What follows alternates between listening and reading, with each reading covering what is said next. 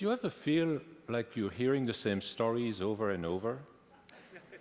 The problem is, you're probably telling the same stories over and over again. So, how can you do better? We will be talking about the science of stories, the art of stories. I target the higher brain, the rational thinking, the cortex. I'm a scientist.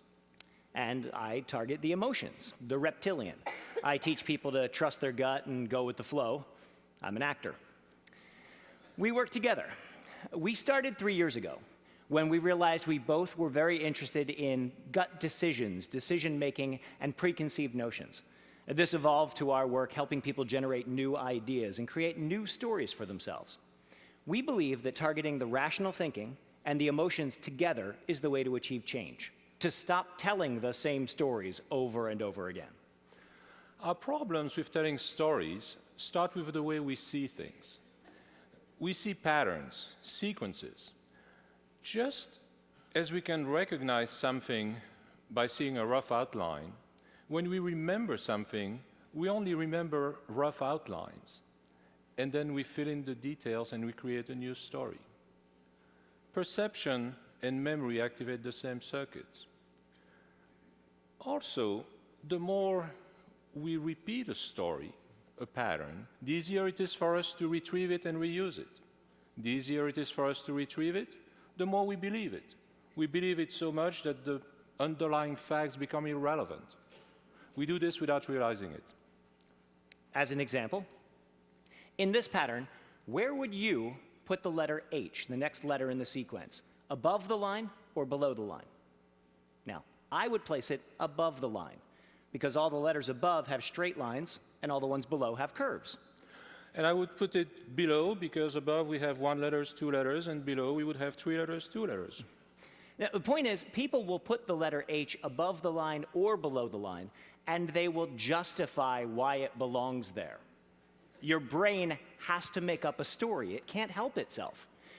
We create stories based on our own logic, regardless of how little fact we have or how accurate those facts. Some professionals can even make up stories based on no facts at all. Stories trump facts. Our old patterns create the scaffolding for our stories. Then we fill in the details based on what we think the story demands. And here's the key. In improv, you can't do that. Improv does not let you use full stories that exist only in your head. It forces you to accept input, to accept ideas from outside. In improv, we practice games that make us listen and accept ideas that come from outside of us. We practice accepting ideas from other people. One of the main lessons we teach is yes and. And what that means is no matter what someone says to you, you don't say no, you don't say yes but, you accept on their offer and build by saying yes and. Good point about not using no or yes but. When we are denied, we view this as a threat. This type of threat activates some of the same circuits as physical threats, and we can no longer use reason. So, here's how yes and works. So we get off the plane in Switzerland, and the first thing we see is this full array of Swiss chocolate. And we ate until our stomachs hurt. Good. And then we went to the cheese shop. Yes, and we sampled little bits of cheese, and then we got this enormous taste for wine. Yes, and then we went into a wine shop and just sampled every varietal, everything that we possibly could. Yes, and I saw Mary. You love me. Yes, and we're gonna go on a hike in the Alps later. Yay!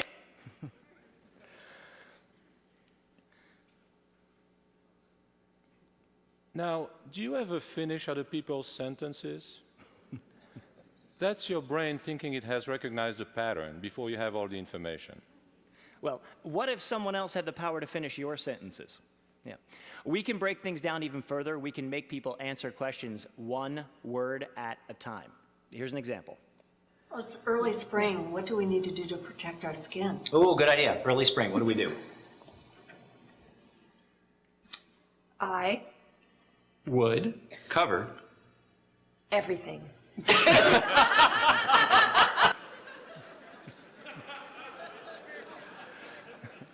You need to experience this. You need to feel what it's like to do things in a different way.